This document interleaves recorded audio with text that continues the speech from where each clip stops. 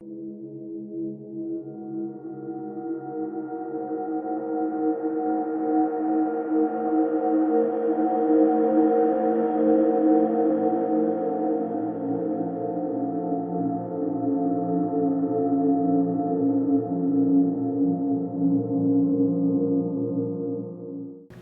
everybody, Jean back with another South African UFO incident, the South African UFO Crash of 2007, another unsolved incident. The sequence of events unfolds as follows. On the 1st of January 2007 at 4:33 a.m, a UFO is sighted over Lephalale, a town in the Limpopo province of South Africa. It is described as a strange object, to quote, on an orange cloud, singing like a million turbines, hitting the earth with a loud bang. Witness Leonie Ross, administrative manager of Lephalale, says, I was lying on my bed, reading SMS messages when I heard a noise, like an Airbus aircraft firing up its motors. It was raining, but there was no thunder or lightning. The noise grew louder and eventually it sounded like a million turbines screaming in unison. She walks to the bedroom window and sees the clouds taking on a bright orange-red color. She goes on to say, suddenly a bright object plunged from the clouds to the earth at a terrible speed and hit the ground with an almighty bang. When the UFO hit the ground, the low-lying clouds went orange. She calculates that the object must have hit the ground near Beauty between Tamboti and Palele rivers. This is a close-up from Google Earth showing the town of Lephalale down here and the trajectory of the object going over the small settlement of Beauty and crashing in this region between the two rivers. But also, according to other witnesses, the object may have gone down near the Botswana-South African border. So this is the area of interest. There's a look at the 1989 Kalahari UFO incident and the area of interest concerned in that case, and very close to it, this case of 2007. So are there similarities between these two cases? We'll have a look at this incident in detail. So the sequence of events continues. Kobus Nel, her son-in-law, who was also in the house, says, I woke up to a terrible rumbling followed by a sound like an explosion.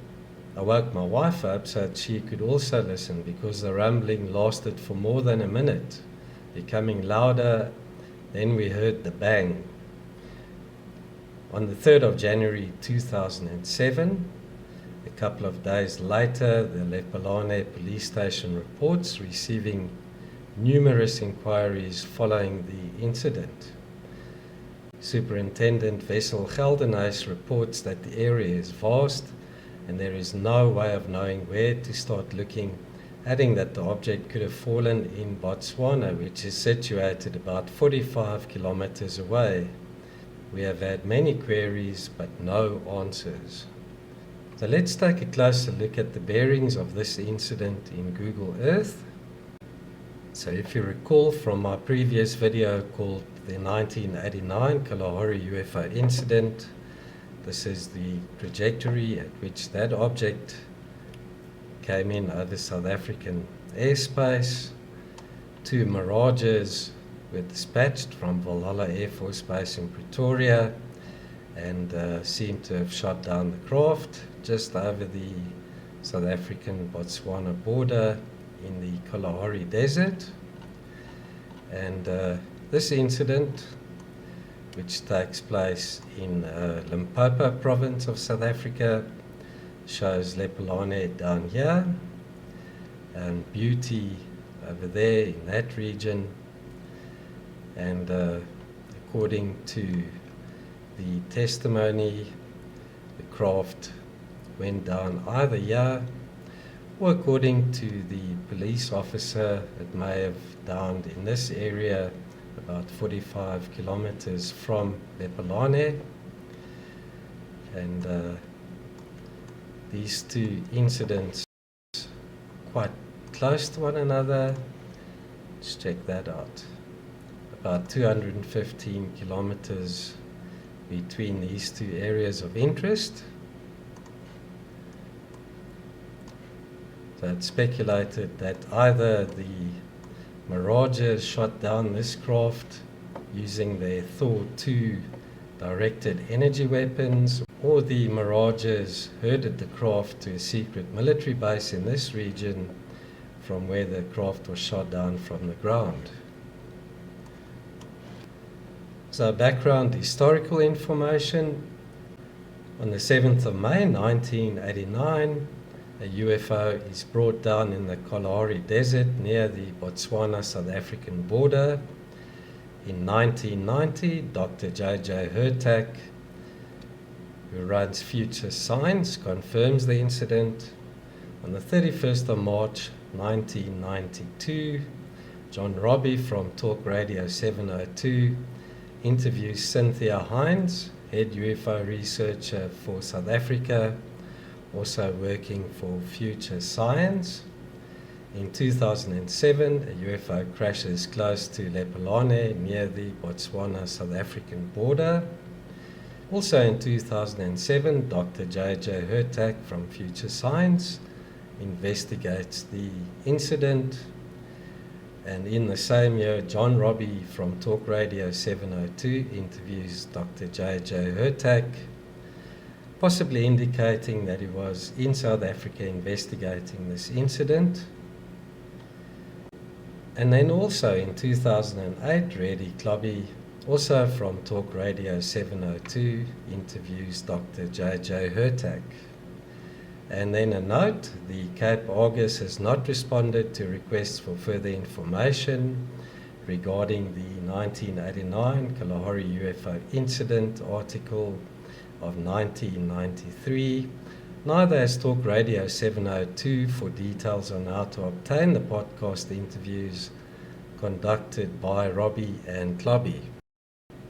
I've actually also approached the Library of Congress in the States to see if I can get a hold of that August newspaper article, and I'll keep you posted as soon as I get further information. So, examples of sounds made by asteroids entering Earth's atmosphere. This is an article from earthsky.org. And to quote from it, sometimes after a meteorite shower, people report hearing the meteors. Some exceptionally bright meteors have been reported as being accompanied by a low hissing sound, like bacon sizzling. And then a further example of a meteorite entering the Earth's atmosphere is the famous Russia incident. Let's take a listen to that. If you have a pair of headphones or subwoofers, I suggest you use those to listen to this sound. There are a lot of low frequency sounds that come through. So there's the streak.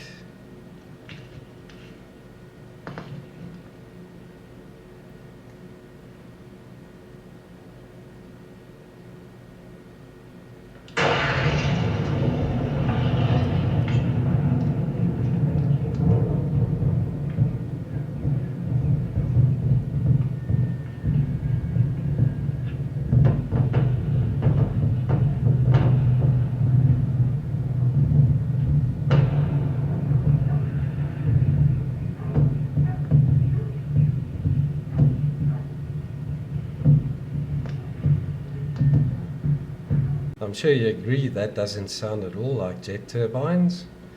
Here's an example that we can take a listen to as well. Also, if you have a subwoofer or headphones, I suggest to use those as well.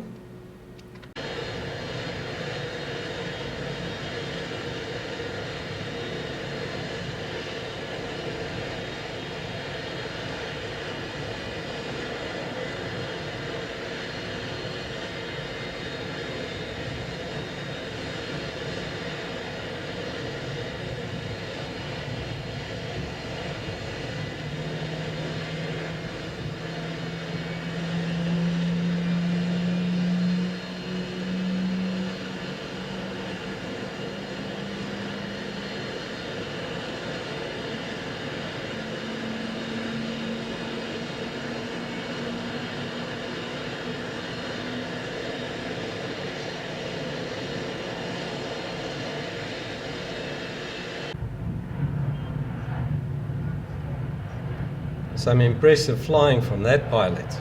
That's a beast.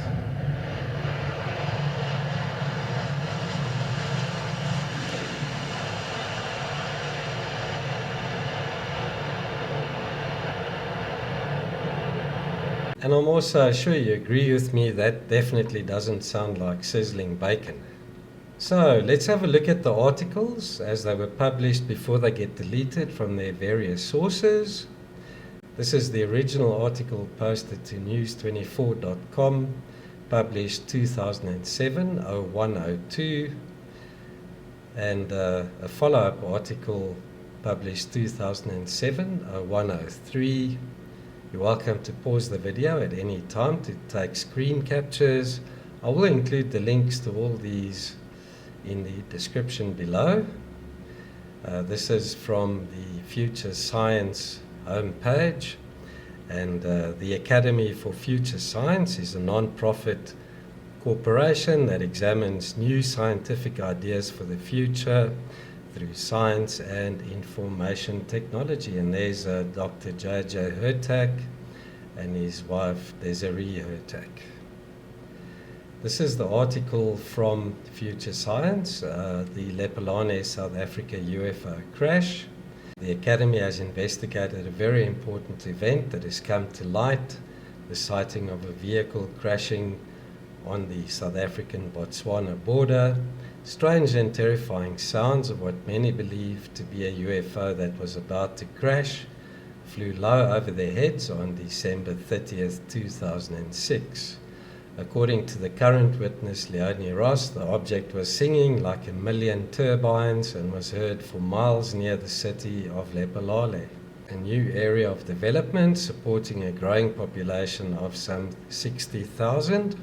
From this article, also in futurescience.org, we can see that Cynthia Hind, who John Robbie interviewed, is one of the chief investigators for the Academy. And this is from skeptic.za.org.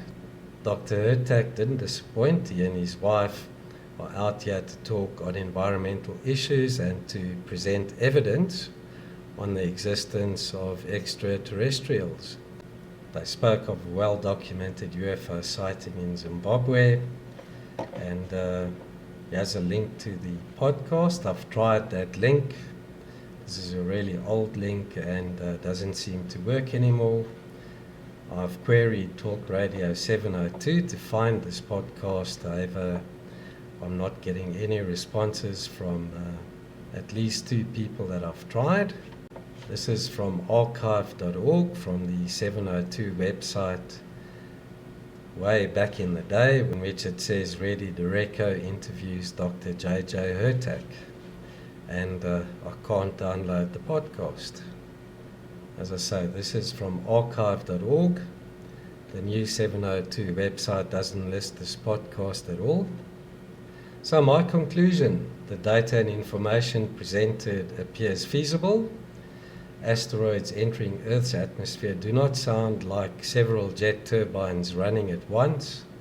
And I'll keep you posted as soon as I receive information I've requested from the Cape Argus newspaper, Talk Radio 702, and I've also approached the Library of Congress in the US, as I believe they keep copies of all the newspapers from around the world.